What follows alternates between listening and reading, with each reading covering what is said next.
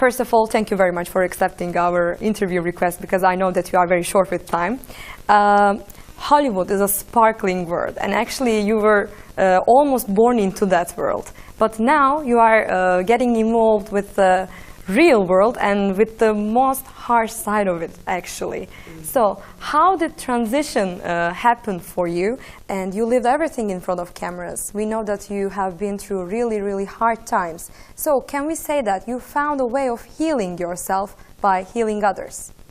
For the first part, I wasn't born into that life. I was born into a very tumultuous relationship with my parents, on my own accord, by my own choice. My parents kept me in school. But I started working in charity when I was very young. My father, when I was young, and my mother always had me work with this foundation called Dreams Foundation and Save the Children. And I would go, and they said, if you're going to go to this movie, then you're going to go to a hospital. Because if the children have seen your movie, you're going to go and give back. My grandfather started St. Vincent de Paul in America and was in World War II. He's an Irish man.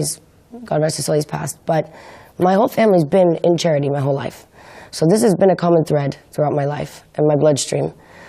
And I think, when you're living in LA and this is your life and your story, and I'm from New York and people forget that, you go back home, you change your life. I became very involved with, meditation, Deepak Chopra, transcendental meditation. This became a very big ritual of my life. So I took the time to kind of take out and weed out the bad and only keep the good. Then I moved to London because New York was too fast for me, because I slowed down and it kept going and I couldn't keep up and I wasn't meant to. Moving to London was the best thing I've done for myself. And I think as you grow up, life changes and you experience new things. In London, I was able to take myself outside of whatever my family was doing and the people that I had in my life that maybe weren't the best people for me. Or maybe it was my fault. I can't say that because it's in the past. But in London, I was able to sit alone and say, what is it that I want in life? Okay, I love working with kids. I love giving back to people, and whether I do a movie or not, I want it to be a true story about someone's life that has occurred so people can actually see real things. Because I've done all these Disney movies and these are not real things. As much as I love it and I appreciate it, and I would love to play the Little Mermaid one day, I want to talk about real things right now. I'm 30 years old, and life is only going to keep going, and I want it to go in the right way, and I want to be able to control my life as I live it day by day. So that's kind of how this all came to happen. I came here for a work obligation for parents to meet someone, and I said, you know what, I feel like I should stay. And it happened. And I stayed, and my friend contacted Abdurrahim, and he contacted two other friends of mine who worked for Bosphorus Foundation, and we all got together, and it just happened.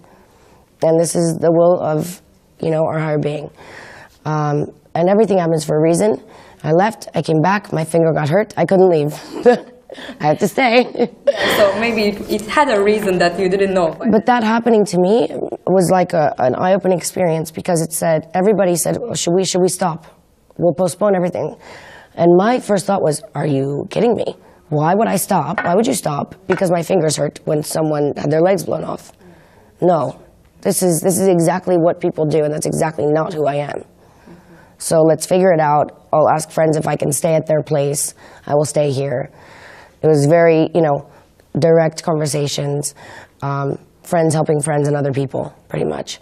And it's continued to remain that way. This is a very unexpected experience, and hopefully it will awaken others to kind of try and do something. I know a lot of people are scared because of what we see, and seeing is believing.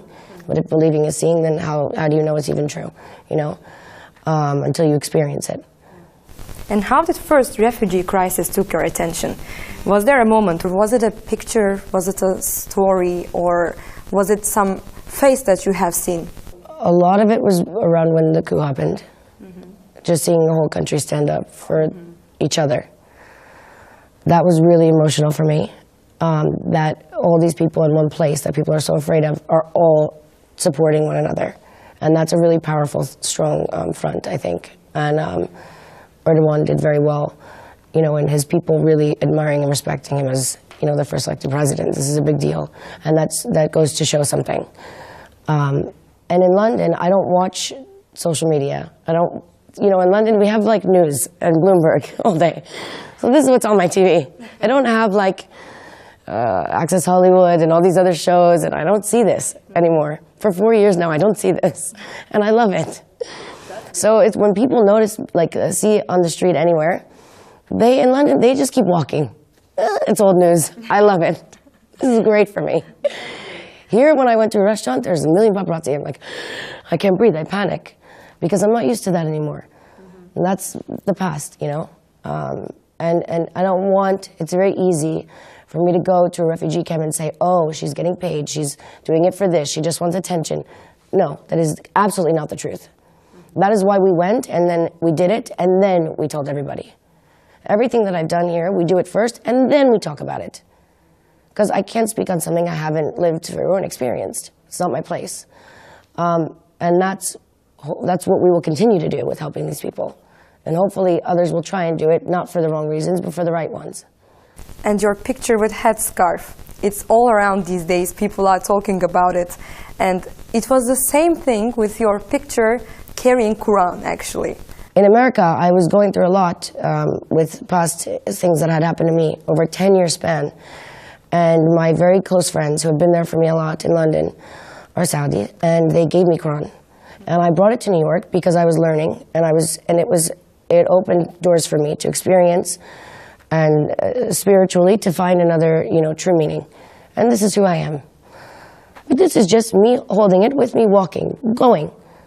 Whereas the paparazzi maybe across the street, I didn't know. And they crucified me for it in America.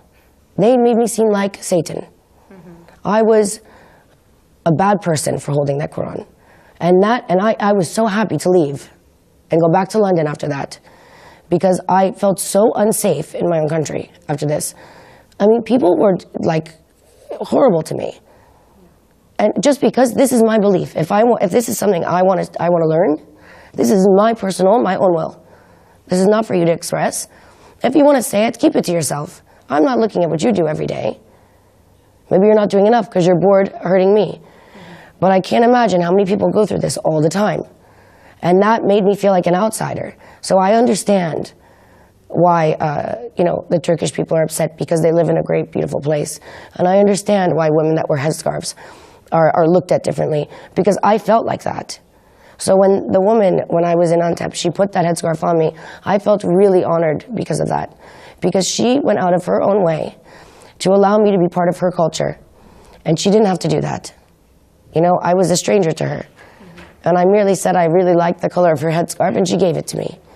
And maybe she only has 2, and she gave me 1.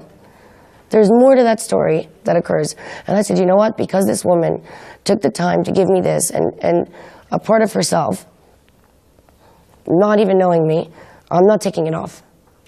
And my first thought, and I said to my good friend Hilal, I said, but it scares me because people are going to look at the headscarf and only talk about that.